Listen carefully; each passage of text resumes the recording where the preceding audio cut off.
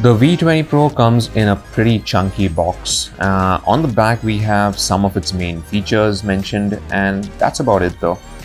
Let's take this wrapping off and see what's inside.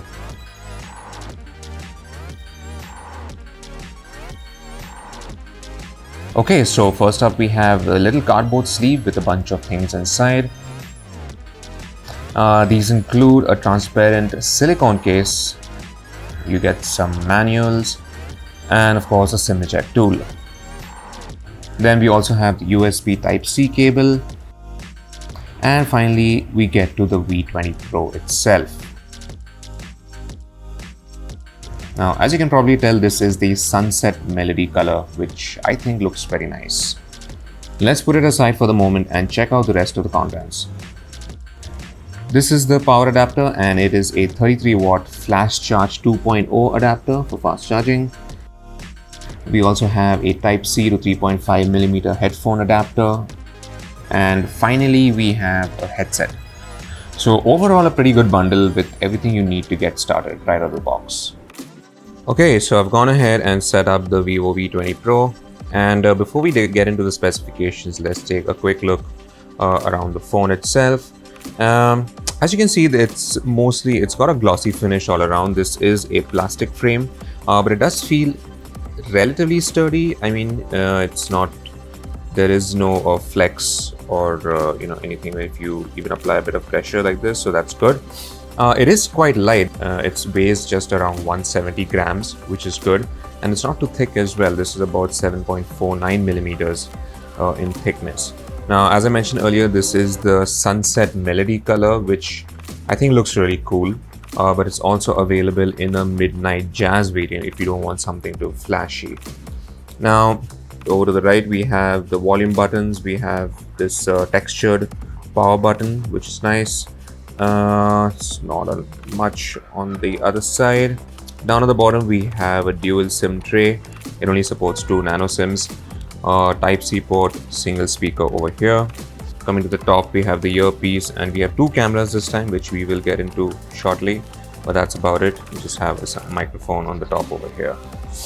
So overall, I think the V20 Pro looks pretty neat, but that second selfie camera uses more space in the front, so you have a little wider notch, which does make the display look a little old-fashioned, if I'm being honest, but maybe not a lot of people would mind that. Now, speaking of the display itself, we have a 6.44 inch AMOLED display. You also get an in-display fingerprint sensor like this, and it seems to work pretty well. It's a full HD plus display, but unfortunately it's just 60 Hz, so you don't get the 90 Hz refresh rate like some other phones in this price segment.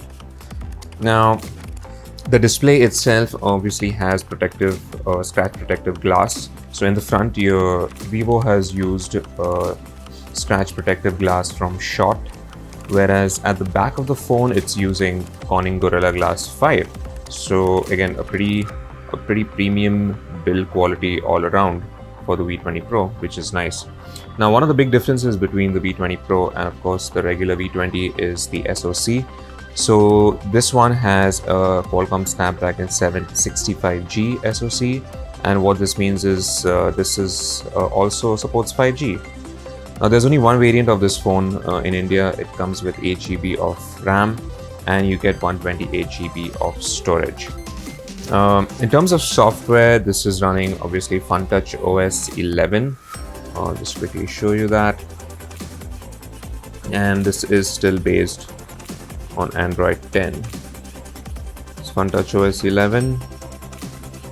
It's based on Android 10, which is fine. The UI does have some heavy customizations. There are some pre-installed bloatware and stuff, but we'll see if we can get rid of those later on. But the interface seems pretty nice. You have an app drawer. You get this universal search feature if you do a swipe down gesture, and you get this pretty stock looking toggle switches in the notification shade. So all in all, pretty nice. Finally, let's go over the camera. So let's begin with the front camera itself. In the front you have two cameras this time. So there is the 44 megapixel camera, but you also get an additional 8 megapixel ultra wide angle camera, which is nice. And coming to the back, we have a triple camera setup over here. So over here we have a primary 64 megapixel sensor, followed by an 8 megapixel ultra wide, and then we have a 2 megapixel monochrome camera. So the 8 megapixel ultra wide camera is pretty interesting because it has autofocus and it does let you do a bunch of different things. For instance, you can use it as a super macro camera as well. So it's the same ultra wide angle camera that can be used for macro photos as well as wide angle shots, which is a nice touch. You also get obviously a bunch of different shooting modes which you can play around with. But the cool thing is that because of this more powerful SoC, you do get 4K 60 FPS for video recording for the rear and the front camera, which is really neat. And once again, you can see that last but not least, the V20 Pro has a 4000 mAh battery inside, and you also get 33 watt fast charging with the fast charger bundle in the box itself.